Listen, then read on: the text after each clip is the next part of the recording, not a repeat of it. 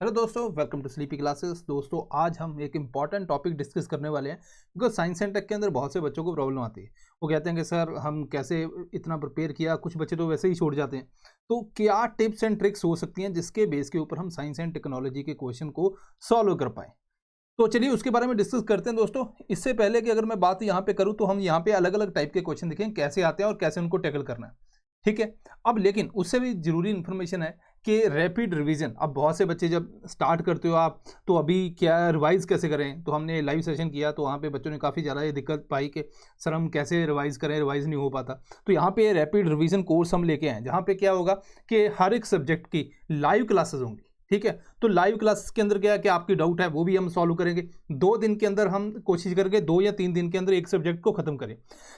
तो यहाँ पे 1500 टॉपिक है और 50 घंटे के अंदर पूरा हमने रिवाइज कर देना है। ठीक है। ये 26 अप्रैल से लेकर 10 मई तक ये चलेगा कोर्स। और इस कोर्स के अंदर खास बात क्या है, खास बात ये है 2-3 चीज़ें। एक तो आपको एमसीक्यू भी सॉल्व करने के लिए मिलेंगे। दूसरा है जो आपको स्टडी मटेरियल है, स्टडी मटेरियल लेक्चर की पीडीएफ भी मिलेगी। वैसे भी जो अगर हम देखें क्रैश के अंदर या पूरा हमने जो स्टडी मटेरियल है वो भी आपको मिल जाएगा।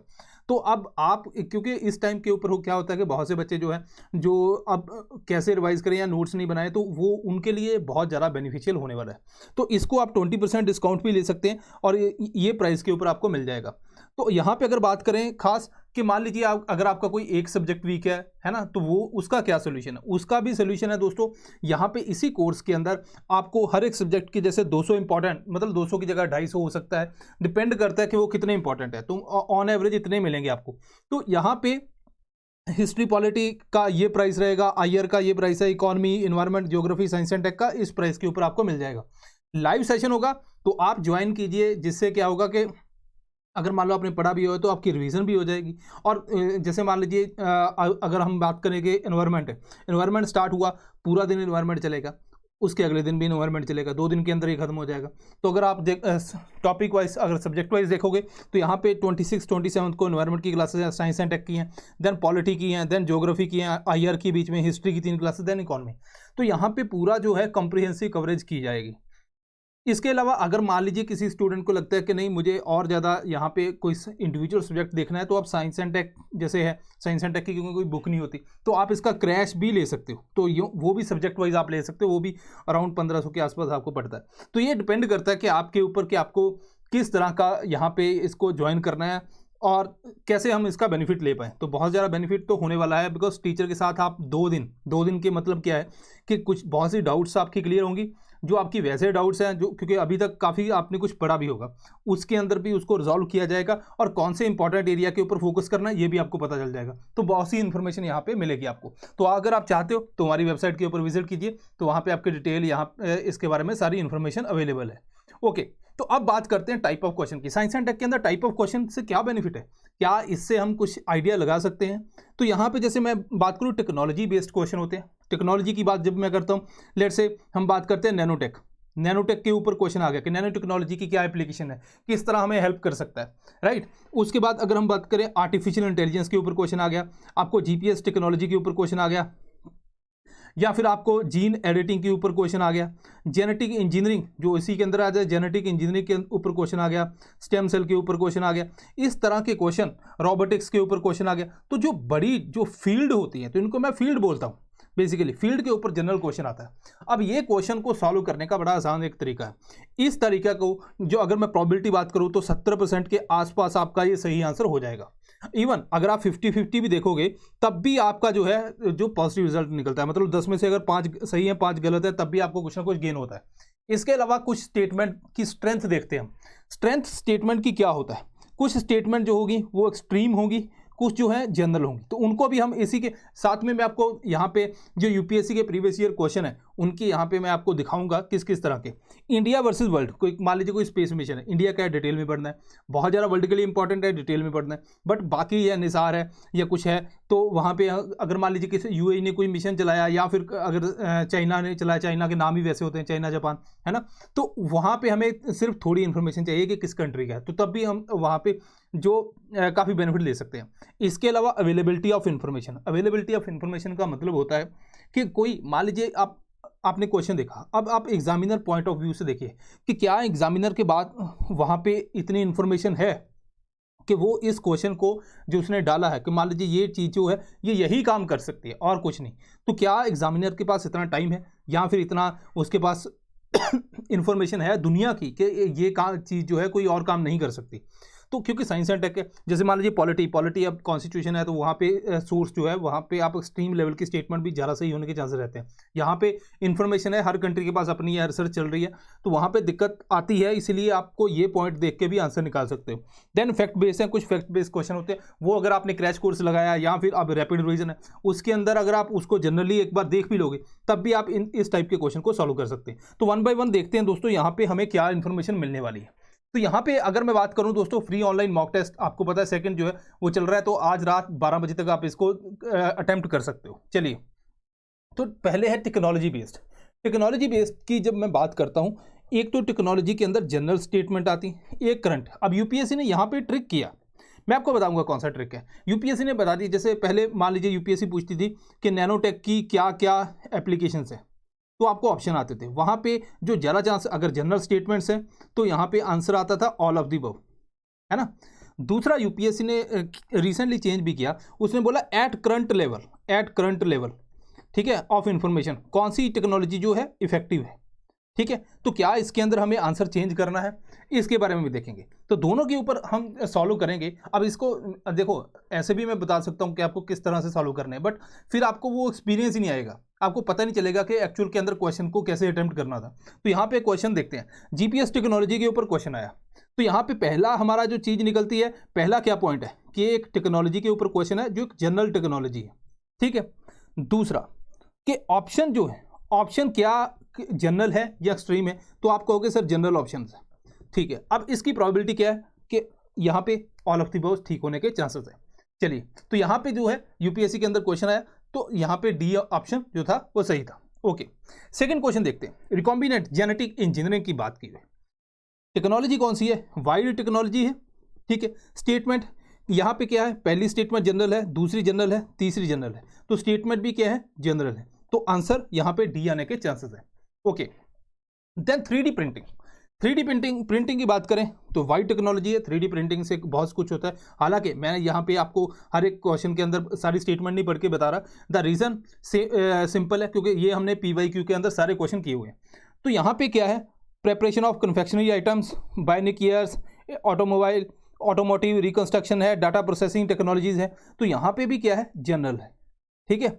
ये क्या है, टेक्नोलॉजी है, एक वाइड टेक्नोलॉजी है जिसकी बहुत सी एप्लीकेशन होती है, ठीक है। टेक्नोलॉजी के अलग अलग मेथड होते हैं। मान लीजिए अगर मेथड के ऊपर क्वेश्चन होता फिर वहाँ पे दिक्कत है, तो यहाँ पे आंसर क्या आएगा, डी, ठीक है। ओके, अब बात करते हैं स्ट्रेंथ ऑफ स्टेटमेंट की। अब इसको मैं सेकंड लेवल के ऊपर लेके जाता हूँ।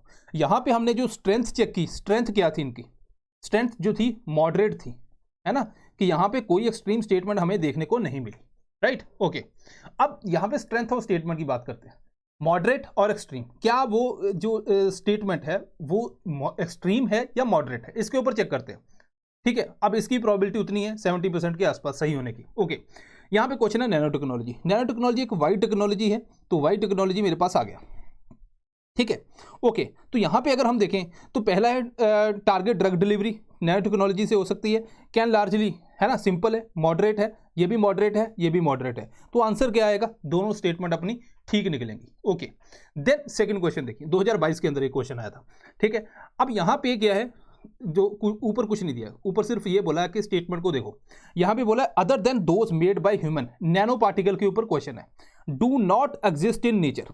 तो यहाँ पे क्या है कि जो मैन मेड है उसके अलावा ये एग्जिस्ट ही नहीं करते नेचर पे। ऐसा ही क्वेश्चन जो है प्रोबायोटिक्स के ऊपर आया था कि वो जो प्रोबायोटिक्स है नेचुरली अवेलेबल ही नहीं होते, तो वो भी सेम देन एक्सट्रीम स्टेटमेंट के ऊपर चला गया। तो ये स्टेटमेंट अपनी एक्सट्रीम है, ठीक है। ओके, तो यहाँ पे मैं पहली स्टेटमेंट को निकालता हूँ, यहाँ पे निकालता हूँ, तो अपने पास जो है दो ऑप्शन बचते हैं। अब इन दो में से क्या है कि क्या ये थर्ड ऑप्शन ठीक है या सेकंड और थर्ड, तो थर्ड तो ठीक ही है, ठीक है। तो क्योंकि यहाँ पे क्या है, बिकॉज थर्ड तो दोनों में है। ओके, अब बात हुई सेकंड की, नैनो पार्टिकल ऑफ सम। यहाँ पे यूपीएससी अगर करता ऑल तो ये स्टेटमेंट गलत हो जाती, तो यहाँ पे सम किया है, सम, तो इट मीन्स कि ये स्टेटमेंट का जो लेवल क्या है, जनरल है, या फिर बोलो स्ट्रेंथ क्या है, मॉडरेट है ना, मॉडरेट, तो ये अपना ऑप्शन जो है वो सही निकलता है। तो यहाँ पे ये आंसर की प्रोबेबिलिटी, हालांकि यूपीएससी ने आंसर नहीं दिया ऑफिशियली, बट ये आंसर बनता है। ओके, बिकॉज दोनों के अंदर क्या है, सम कमर्शियल। अगर आप ध्यान से देखोगे जो एग्जामिनर है वो क्या करता है, एग्जामिनर ने नैनो पार्टिकल पढ़ा, आपने भी पढ़ा, एग्जामिनर ने क्या किया, उसने यहाँ पे ये स्टेटमेंट को खुद एक्सट्रीम बताया, ठीक है।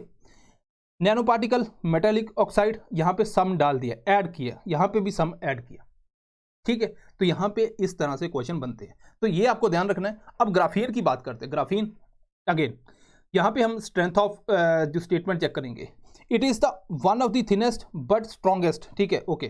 तो यहाँ पे यूपीएससी ने मॉडरेट रखा। Two dimensional material has good electric conductivity, अभी इसके ऊपर नहीं जाएंगे, ये जिसने पढ़ा उसको पता है। थर्ड स्टेटमेंट देखिए, it is entirely made of silicon, हमें पता है कार्बन की बात, तो यहाँ पे बेसिक कंसेप्ट भी आ जाता है। और यहाँ पे अगर आप स्टेटमेंट की स्ट्रेंथ करोगे तो एक्सट्रीम,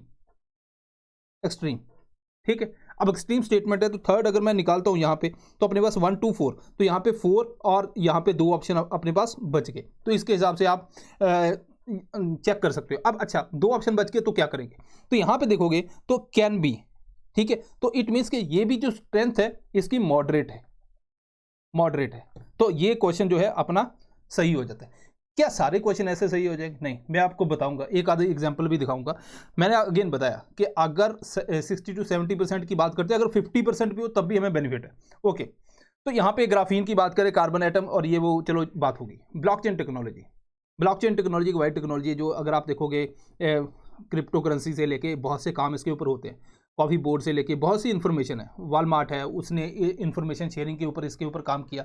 वोटिंग के ऊपर काम कर रही हैं कई कंट्रीज, ठीक है।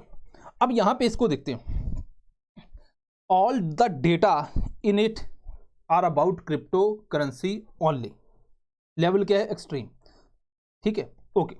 तो यहां पे सेकंड स्टेटमेंट जो है उसके अंदर हम निकाल देते हैं, फर्स्ट तो ठीक है। अब थर्ड बेस के ऊपर basic feature can be develop without anybody's permission, हालांकि परमिशन वाला भी होता है, एक परमिशन लेस भी होता है, 2 टाइप का होता है, ठीक है। सो कैन बी, तो ऑलवेज अगर होता फिर यहाँ पे हम थोड़ा सा डाउट करते, तो इस हिसाब से अपनी ये स्टेटमेंट जो है जनरल स्टेटमेंट, मॉडरेट स्ट्रेंथ है, तो ये स्टेटमेंट अपनी ठीक हो जाती है। Okay, then next question, hereditary diseases consider the following, 2021 के अंदर यूपीएससी के अंदर क्वेश्चन है। अगर मैं सेकंड स्टेटमेंट में देखता हूँ, child inherit mitochondrial disease entirely from mother not from father. अब आप यहाँ पे बोलोगे ये सर एक्सट्रीम स्टेटमेंट है, तो आप इसको गलत करोगे तो अपना आंसर बनता है 1, लेकिन यहाँ पे आंसर इसका 2, 1 और 2 बोथ। तो यहाँ पे क्या है, ऐसे क्वेश्चन यहाँ पे अगर आपको इन्फॉर्मेशन नहीं है तो गलत होगा, लेकिन फिर भी अगर आप देखोगे ओवरऑल जो है इसको बेनिफिट हो रहा है। मैं ये नहीं कहता कि आपको साइंस एंड टेक पढ़ना छोड़ देना चाहिए, इस ट्रिक से सब कुछ करे, नहीं। अगर आपके पास बेसिक अंडरस्टैंडिंग है, आपने कहीं से भी कुछ बेसिक पढ़ा हुआ है, उसके बाद आपको इसको यूज़ करना है, बहुत ज़्यादा बेनिफिट देता है। बिकॉज जब टेक्नोलॉजी की बात करते हैं, आप RDNA की टेक्नोलॉजी की बात करते हैं, नैनो टेक्नोलॉजी, भाई पता तो हो नैनो टेक्नोलॉजी होती क्या है ना। अब सारी इन्फॉर्मेशन तो हम पढ़ नहीं सकते, लेकिन फिर उसके बाद मजा आता है, उसके बाद आप इसको सॉल्व कर सकते हैं, ठीक है। तो इट मीन्स कि ये वाला क्वेश्चन अपना वहाँ पे गलत होता, राइट। तो बाकी जो है वो अगर आप देखोगे काफ़ी क्वेश्चन ठीक होते हैं, एक आधा 2 गलत भी हो गए, तो ये इतना यूपीएससी के अंदर चलता है, कोई दिक्कत नहीं। ओके, देन तो ये एक्सेप्शन थी जो मैंने अभी दिखाई। अब यहाँ पे क्या है, genetic changes can be a person genome, can be human induced pluripotent cell, can be, ठीक है। अगेन यहाँ पे अगर आपको इसके बारे में बेसिक तो पता होना चाहिए, बट यहाँ पे भी आप देखोगे कि यहाँ पे हमारे जनरल इंफॉर्मेशन हमें देखने को मिलती है। अब बात करते हैं जीनोम सीक्वेंसिंग की, ठीक है। अगेन जीनोम सीक्वेंसिंग क्या होता है कि पूरे जीनोम का हमने सीक्वेंस निकालना है, किस तरह बेस पेयर वगैरह एड ऑन हुए पड़े। Genome sequencing can be used, this technology help in reducing time required to develop a new variety of crop plant. It can be used to decipher host pathogen relationship. तो यहाँ पे क्या कोई extreme कुछ मुझे मिला नहीं मिला, तो यहाँ पे भी अगेन वाइड टेक्नोलॉजी है, आंसर क्या आएगा, डी। ओके, अब बात करते हैं यहाँ पे एट प्रेजेंट। अब यहाँ पे टेक्नोलॉजी बेस्ड जो यूपीएससी ने क्वेश्चन दिए, तो यहाँ पे उन्होंने एट प्रेजेंट एड ऑन करना स्टार्ट कर दिया ताकि बच्चों को थोड़ा सा घुमाया जाए। हालांकि 2011 का क्वेश्चन बताओ, यहाँ पे हम स्ट्रेंथ चेक करते हैं, टेक्नोलॉजी पता है, तो फर्स्ट हमें क्या देखना है कि वो टेक्नोलॉजी कैसी है, ठीक है। तो यहाँ पे अगर हम बात करें जीन और DNA सीक्वेंसेस की बात हो रही है, तो ये एक ऐसी टर्म है जिसकी वाइडर एप्लीकेशन है। ओके, तो क्या इसकी ऑल एप्लीकेशन जो है यूपीएससी को पता होंगी? ऐसा कभी हो ही नहीं सकता, किसी इंसान को भी नहीं पता हो सकती इसकी, क्योंकि दुनिया में इतना इसके ऊपर काम चल रहा है।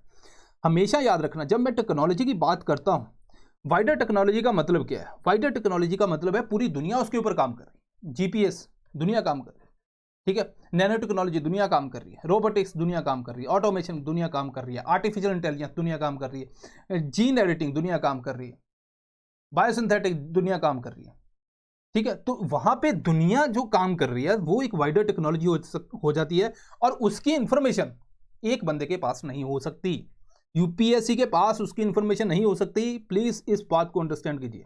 यूपीएससी क्या मेरे पास नहीं हो सकती, किसी के पास भी नहीं, एक पर्सन के पास वो 110% इंफॉर्मेशन नहीं हो सकती, ठीक है। सो यहां पे फिर क्या होता है कि यूपीएससी भी चाहता है कि वो गलत ना हो, तो उसी हिसाब से क्वेश्चन बनते हैं। ओके, तो यहाँ पे क्या पूछा है कि arrangement of relative position of gene और डीएनए सीक्वेंस की बात की है, ठीक है। It is possible to understand the cause of all human diseases. क्या दुनिया के अंदर सारी डिजीजेस के हमने निकाले, हमें तो कोई अभी बहुत सा डीएनए तो हमने डिस्कवर ही नहीं किया, तो ये दिक्कत है। तो इट मीन्स कि यहाँ पे जो है सेकंड स्टेटमेंट मुझे एक्सट्रीम देखने को मिलती है, ठीक है। तो यहाँ पे मैं सेकंड को निकालूंगा तो अपने पास एक ही आंसर बनता है। तो क्या इसके बारे में मुझे बहुत सी इंफॉर्मेशन चाहिए थी? नहीं, मुझे बेसिक ही पढ़ना था, बेसिक पढ़ के मैं इसका आंसर निकाल सकता था। ओके, अब यहाँ पे बात करते हैं स्टेम सेल, फ्रिक्वेंटली न्यूज़ में था। ओके, स्टेम सेल एक ऐसी टेक्नोलॉजी है जिसके ऊपर दुनिया काम कर रही है, right. Stem cell can be discovered from mammals only. पहली स्टेटमेंट गलत होगी, तो पहली स्टेटमेंट को मैं निकाल देता हूँ, दूसरी, तीसरी या तीसरी, ठीक है। स्टेम सेल कैन बी, ये दो स्टेटमेंट कौन सी है? मॉडरेट है इनकी स्ट्रेंथ, इसकी स्ट्रेंथ कौन सी है? एक्सट्रीम। तो यहाँ पे इसी बेस के ऊपर मैं इसका आंसर भी निकाल सकता हूँ, राइट। ओके, अब CFL LED के बारे में पूछा गया। देखो हमें इतना पता है कि अब यहाँ पे दो चीज़ें यूज़ हो रही हैं, बेसिक कंसेप्ट है, या बेसिक क्या जो हम रहते हैं कि CFL है जो उसके बाद LED के ऊपर हम शिफ्ट हुए, तो LED जो है वो बेटर दिखती है हमें। Then average life span of CFL is much longer. UPSC ने एक्सट्रीम यहाँ पे निकाल दिया। मान लीजिए यूपीएससी कहता है कि average life span of CFL is longer, तो मे बी थोड़ा बहुत दिक्कत आ सकती थी, कोई ले आता बुक के हाँ ठीक है लॉन्गर है या शॉर्टर, बट यहाँ पे मच लॉन्गर उसको और ज़्यादा एक्सट्रीम बनाया गया। तो मैं दूसरी स्टेटमेंट को उठाता हूँ यहाँ से, तो पहली तो ठीक है बात, यहाँ पे तीसरी CFL is less energy efficient as compare to LED। तो हमें इतना तो आइडिया है LED जो है वो अच्छी है एज कम्पेयर टू CFL, तो इट मीन्स कि यहाँ पे जो है ये स्टेटमेंट जो है वो ठीक है। तो यहाँ पे अपना 1 और 3 राइट आंसर। ओके, ऐसा ही क्वेश्चन 2021 के अंदर है। यहाँ पे कंपेयर करवाया गया सोडियम लैंप LED लैंप को। हालांकि क्वेश्चन बहुत हैं, लेकिन मैं यहाँ पे सारे क्योंकि PYQ के अंदर डिस्कस किया तो इतना मैं यहाँ पे लेके नहीं आया। ओके, स्ट्रीट लाइट के ऊपर बात करते हैं, सोडियम लैंप को रिप्लेस कर रहे हैं। सोडियम लैंप पहले लगते थे, तो sodium lamp have longer life span than LED lamp, ठीक है। तो ये स्टेटमेंट तो कॉन्ट्रेरी है, तो फिर हम LED के ऊपर क्यों शिफ्ट कर रहे हैं? बहुत से मिशंस हैं, गवर्नमेंट के एफर्ट्स हैं LED लगाने के। तो यहाँ पे हम इट मीन्स कि जो सेकंड स्टेटमेंट गलत है, तो सेकंड स्टेटमेंट को मैं हटाता हूँ। तीसरी स्टेटमेंट मुझे पता चल गया कि ये करेक्ट है। अब बात हुई पहली स्टेटमेंट की, तो यहाँ पे भी आपका 50-50 तो वैसे निकल गया। अगर किसी को फर्स्ट का अंदाजा होता तो वहाँ पे वो उसको क्लियर कर देता, अदरवाइज फिर भी आपका 50-50 यहाँ पे निकल गया, ठीक है। आगे बढ़ते हैं। एट प्रेजेंट लेवल, ये दो, दिस इज इंपॉर्टेंट, ठीक है। ओके, यहाँ पे कुछ ऑप्शन दिए गए। एट प्रेजेंट लेवल ड्रोन से हम क्या क्या कर सकते हैं? ड्रोन से देखो काम कितने करते हैं, दुनिया क्या क्या करवा रही है ड्रोन से। अब क्या एक बंदे के पास इंफॉर्मेशन नहीं होगी या नहीं होगी? अब ये तो था करंट के अंदर न्यूज़ में, ठीक है, न्यूज़ में था तो उसके ऊपर उन्होंने क्वेश्चन डाल दिया। लेकिन अब मैं यहाँ पे आपको बताऊंगा, तो अगर आप देखोगे तो आप देखोगे सर इसके अंदर भी एवरेज है, ठीक है, कोई बात नहीं, हम डी लगाएंगे, लगा दिया। ओके, यही क्वेश्चन, एक और क्वेश्चन यहाँ पे 2020 के अंदर ये क्वेश्चन आया, ठीक है, पहला ठीक हो गया। सेकंड क्वेश्चन फिर अगेन आर्टिफिशियल इंटेलिजेंस के अंदर ऐसा ही करंट स्टेट के ऊपर 2020 के अंदर सेम पेपर के अंदर क्वेश्चन आया, क्या क्या कर सकती है? तो हम बोलेंगे ठीक है, आप बोलोगे सर मैं इसका भी डी लगा दूंगा, ये भी उसी लेवल के ऊपर फील करता है, लगा दो। तो ये आपका गलत हो जाएगा। तो क्या दिक्कत है ना? दिक्कत क्या है? तो दो यहाँ पे यूपीएससी ने अलग आंसर दिया, ठीक है, अभी तक हमें भी इसका बहुत ज़्यादा श्योरिटी नहीं है इसका आंसर ये है, लेकिन यूपीएससी ने दिया है। तो इट मीन्स के इस मेथड से मैंने एक ही साल के अंदर दो क्वेश्चन आए एट द प्रेजेंट लेवल, एक ठीक हुआ एक गलत हुआ, तो तब भी हमें नुकसान नहीं है ना। तो प्रोबेबिलिटी इस तरह से काम करती है, इसी तरह से मार्क्स जो हैं अपने इंक्रीज किए जाते हैं, राइट। अब वेरिएबल टेक्नोलॉजी के ऊपर आ गया। वेरिएबल टेक्नोलॉजी क्या क्या कर सकती है? बहुत सी कोई लोकेशन आइडेंटिफिकेशन, पर्सन की sleep, again simple statements, D is the right answer. अब बात करते हैं कुछ फैक्ट बेस्ड क्वेश्चन की बात कर लेते हैं। जैसे मान लीजिए क्यूबिट है। अब ये क्या है? ये अगर आपने जो भी लेक्चर हमारे देखे या किसी के भी देखे हैं ना, तो मैटर नहीं करता, तो अच्छे से आपने पढ़ा है, जो आपका बेसिक जो आपका फ़र्ज़ है ना, वो आपने किया है, तो यहाँ पे तो इसके ऊपर कोई सवाल ही नहीं है ना कि आपने इसके बारे में इसको गलत किया हो, right. Okay, then satellite for telecommunication, geo stationary. अब इसके अंदर भी आपको ये इसका पता होना चाहिए था। तो यहाँ पे एक फैक्ट है, हमें एक क्वेश्चन देखा, अरे यार ये पता नहीं कहाँ से आ गया, है ना। तो अगर आपको पता है कि जो 4 स्टेटमेंट गलत है तो आप 3 एलिमिनेट करते हैं, आंसर आ गया। हमें क्वेश्चन देख के नहीं घबराना कि क्वेश्चन देखा और हमें लगा यार ये तो बड़ा लेंथी सा क्वेश्चन है। आपको सिर्फ वही काम, क्योंकि यूपीएससी ये चाहती थी आपको ये पता हो, इसके अलावा कुछ नहीं। तो अगर आपको पता है तो आपका आंसर जो है वो अपने आप एलिमिनेट होके आ गया। ओके, अब बात करते हैं थोड़ा सा रिपीटेटिव, ठीक है, यूपीएससी रिपीटेशन कैसी करती है। ओके, तो इसके ऊपर बात करते हैं। नियर फील्ड टेक्नोलॉजी के ऊपर हमने लास्ट ईयर जो था मैराथन पढ़ाया, और इस साल जो है नियर फील्ड के ऊपर क्वेश्चन आ गया उसी टाइप का, है ना। तो वैसे ही यहाँ पे बात करते हैं। यहाँ पे क्वेश्चन था वायरस के ऊपर, ये 2013 का क्वेश्चन है। तो सिंथेटिक मीडियम जो है कैन बी कल्चर्ड इन, इसको हमने यहाँ पे एलिमिनेट किया। तो हमने अगर इसको पढ़ा है, आपने अगर मैराथन सेशन देखा है तो आपको पता होगा, इसको पढ़ा, निकल गया क्वेश्चन। 2021 के अंदर ऐसा ही क्वेश्चन आया, क्या पूछा, आर्टिफिशियल या सिंथेटिक मीडियम के अंदर किसको हम कल्चर कर सकते हैं।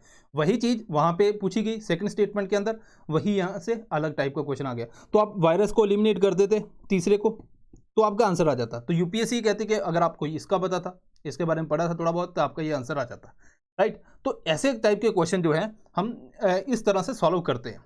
तो हमें क्या ध्यान देना है, हमें पहली बात ये देखना है कि टेक्नोलॉजी कौन सी है। वाइडर टेक्नोलॉजी का मतलब है कि जो है वर्ल्ड उसके ऊपर काम कर रहा है। अगर पूरा वर्ल्ड काम कर रहा है तो क्या यूपीएससी के लिए ये पॉसिबल है कि पूरे वर्ल्ड की इंफॉर्मेशन को कलेक्ट करे? पॉसिबल नहीं है। तो इट मीन्स कि यूपीएससी क्या करती है, जो नॉर्मल स्टेटमेंट लेती है उसको किसी को एक्सट्रीम बना देती है, किसी को मॉडरेट बना देती है, ठीक है, उसी हिसाब से आपका आंसर आता है। ये आपको ध्यान देना है। कुछ फैक्ट बेस्ड है वो तो आप लेक्चर लगाए होंगे तो आपको वैसे ही हो जाएगा। इसके अलावा 50 इंपॉर्टेंट टॉपिक और ये वो बहुत सी चीज़ें हैं जो अवेलेबल है। क्रैश है, अब यहाँ पे रैपिड रिवीजन है। तो हमारी तरफ से तो कोई दिक्कत नहीं है, हमने अपनी तरफ से पूरी कोशिश की है आपको समझाने की, और अलग अलग तरीके से किस तरह से हम आपका रिजल्ट जो है बेटर कर सकते हैं। अब आपकी बारी है, तो आपको क्या करना है, आपको दोस्तों मेहनत करनी है, रिवीजन के ऊपर फोकस करना है। यहाँ पे कोई दिक्कत है आप कमेंट सेक्शन के अंदर बताइए, सर ये क्या होता है, हम उसके ऊपर कोशिश करते हैं कि वीडियो बनाएं। तो this is all from my side. तो बेस्ट ऑफ लक है आपको दोस्तों, आप रिवीजन करिए और मिलते हैं नेक्स्ट टाइम। Thank you.